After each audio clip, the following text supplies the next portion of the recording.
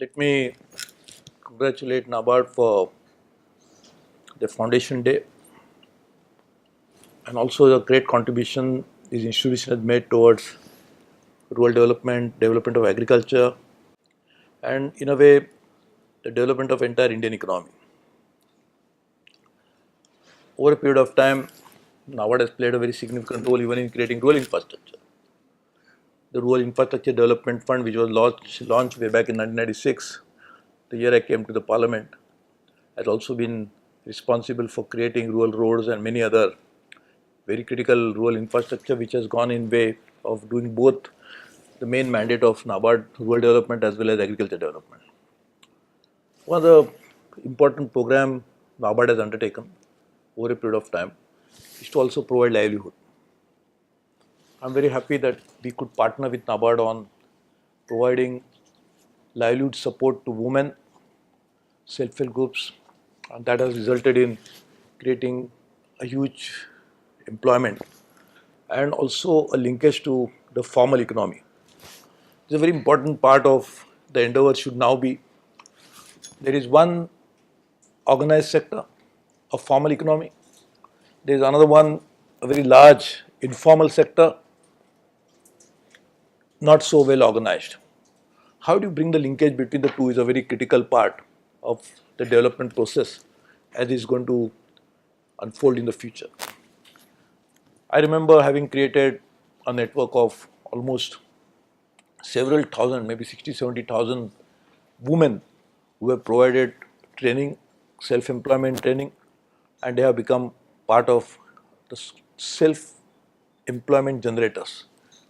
Not only they earn their own livelihood, but many of them also have created jobs for others by employing more people in the rural areas. The Jana Shikshan Sansthan played a very critical role, and we formed the first ever rural Jana Shikshan Sansthan in India in the district Sindhudurg, which is to be my Lok Sabha parliamentary constituency. NABARD and we decided to partner for providing employment, as I said, to create a bridge between informal sector and the formal sector, the organized sector and the not so well organized sector through very innovative ideas. What we did was we asked the women self-help groups in Sindhudurg district. We gave them training. NABARD gave them financial support.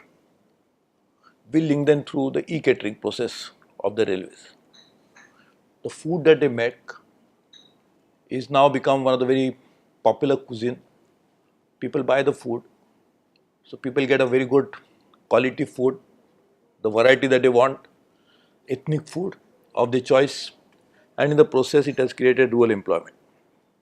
We are replicating this model, scaling it up in a significant way so that in the future lakhs of people will be able to be gainfully employed through this process. We are also trying to do is to link self-help groups. Whatever products they make, we'll market them through e-marketing portal of IRCTC. We'll also make sure that the self-help groups, handicraft, there is a huge artisan pool available in rural areas of India. They make such fascinating products, they design it in such a beautiful way that will not just find market in the urban areas of India, but also global markets.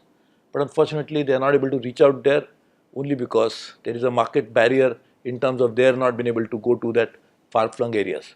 So we provided an e-commerce platform wherein such products can be marketed.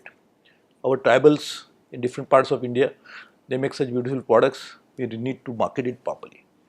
There are northeast wherein there is a huge talent pool which is unfortunately not yet benefited from this economic process that has happened. So as I said in the beginning, this is a link between the organized and not so organized sector, between the formal and the informal sector of Indian economy. And to do that, we are working on it. So let me again congratulate NABARD on their very purposeful existence of 37 years. Let me also thank all the important players who have made it possible.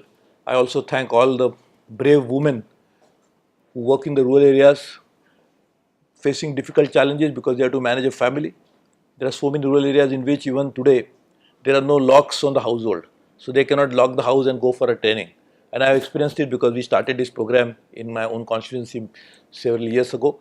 And we have seen that unless we go to them, they are not able to come to us, only because it is not possible for them to lock the house, because they have twin responsibility of running the family, also taking care of their own household chores and agriculture.